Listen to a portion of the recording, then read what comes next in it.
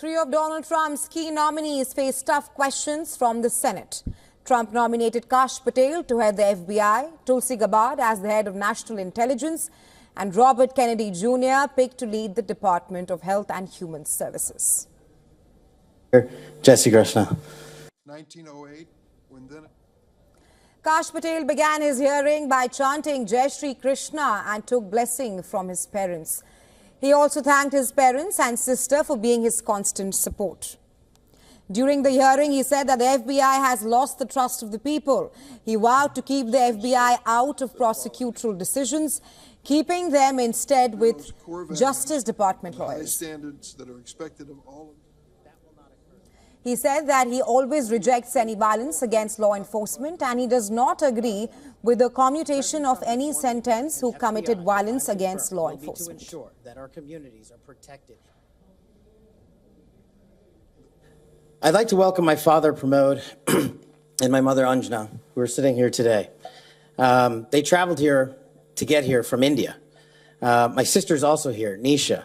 She also traversed the oceans just to be with me here today. It means the world that you guys are here. Jai Shree Krishna. I wouldn't be here today without their guidance, their unwavering support, and their relentless love. When President Trump informed me of his intention to nominate me as the director of the FBI, I was deeply honored.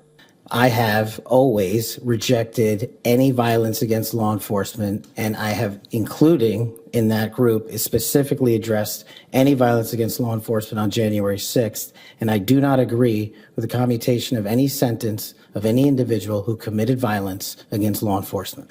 Any accusations leveled against me that I would somehow put political bias before the Constitution are grotesquely unfair, and I will have you reminded that I have been endorsed by over 300,000 law enforcement officers to become the next director of the FBI. Let's ask them.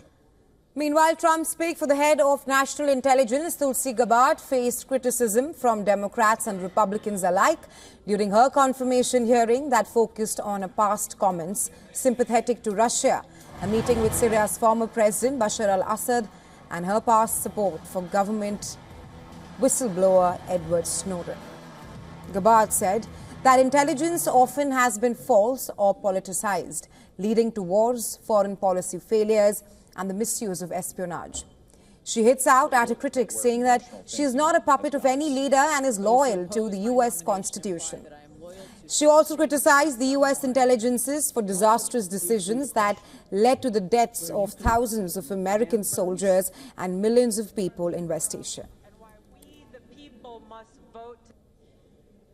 Those who oppose my nomination imply that I am loyal to something or someone other than God, my own conscience, and the Constitution of the United States, accusing me of being Trump's puppet, Putin's puppet, Assad's puppet, a guru's puppet, Modi's puppet, not recognizing the absurdity of simultaneously being the puppet of 5 different puppet masters.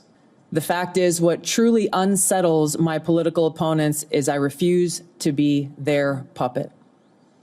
I have no love for Assad or Gaddafi or any dictator. For too long, faulty, inadequate, or weaponized intelligence have led to costly failures and the undermining of our national security and God-given freedoms enshrined in the Constitution. The most obvious example of one of these failures is our invasion of Iraq based upon a total fabrication or complete failure of intelligence.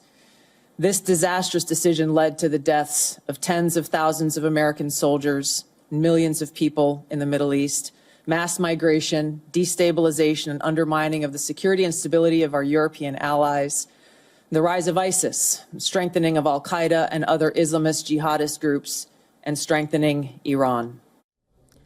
Another Trump nominee, Robert F. Kennedy Jr., was picked to run the top U.S. health agency, argued that his views on vaccines were misrepresented in charged Senate Health Committee hearing. The hearing was the second in 2 days for Kennedy, during which he squared off with Democrats and some Republicans over his past comments on vaccines, abortion and COVID-19, among other topics. During a wide range of questioning, Kennedy spoke on adjusting the previous statements, saying that he would support the U.S. children's vaccination schedule, research and development for bird flu, and scientific data on vaccine safety. We spent $4.8 trillion, not counting the indirect.